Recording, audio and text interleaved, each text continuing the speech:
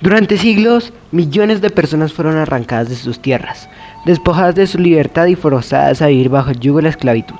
Hombres, mujeres y niños eran tratados como mercancía, comprados, vendidos y transportados en condiciones inhumanas, sin importar el dolor o las lágrimas derramadas. Todos ellos tenían algo en común: su color.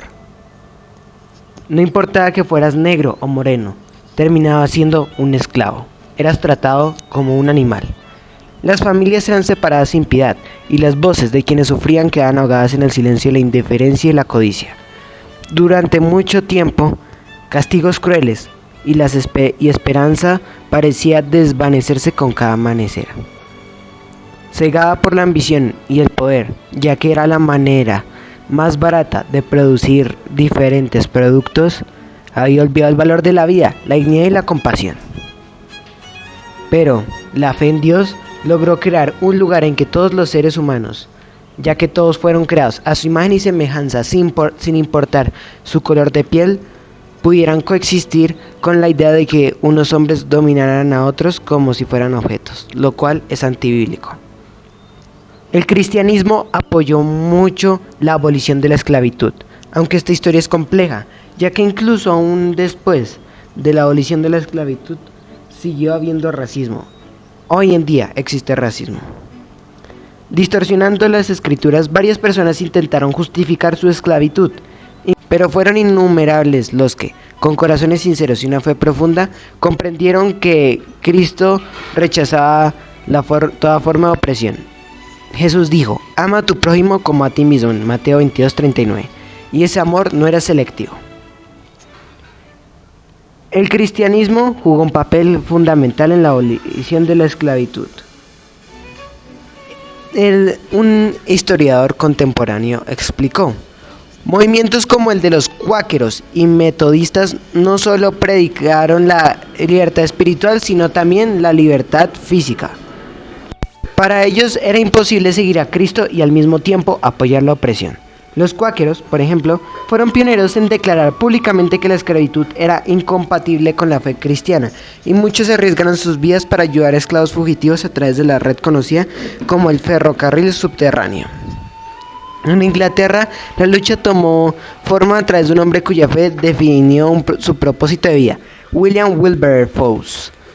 Criado en la comunidad de la aristocracia, Wilberforce podía haber elegido la indiferencia, pero un encuentro personal con Dios cambió su corazón para siempre. Decidió dedicar su vida a una causa que en su época parecía imposible: terminar con la trata de esclavos. Día tras día presentó argumentos en el Parlamento, expuso las atrocidades del comercio de esclavos y confrontó a poderosos intereses económicos. Fue ridiculizado, amenazado e incluso aconsejado a desistir, pero su convicción arraigada en la fe nunca flaqueó. Dios me ha puesto aquí para este propósito, solía decir. Alguien que tuvo mucho impacto en su vida y él llegó a entrevistar fue John Newton. La música se convirtió en un símbolo de redención y esperanza. John Newton, un ex traficante de esclavos convertido en ferviente cristiano y aliado de Wilberforce, arrepentido, puso su fe en un himno que resonaría a lo largo de la historia: Amazing Grace. La letra, que habla de la salvación inmerecida y el perdón divino, se convirtió en un canto de consuelo para los oprimidos y un recordatorio poderoso del poder transformador de Dios. Fui ciego, mas ahora veo, escribía Newton, reflejando su profundo remordimiento por su pasado y su deseo de ser instrumento de cambio. Después de 2 décadas de incansable lucha, enfrentando derrotas dolorosas y el cansancio físico, el Parlamento británico aprobó finalmente la ley de abolición del comercio de esclavos en 1807. Sin embargo, Wilberforce no se detuvo. Sabía que el comercio era solo una parte del problema. La esclavitud en sí debía ser erradicada. Años más tarde, en 1833, pocos días antes de su muerte, recibió la noticia de que la esclavitud había sido abolida en todo el Imperio Británico, por fin pudiendo descansar en paz. Mientras tanto, al otro lado del Atlántico, la lucha continuaba.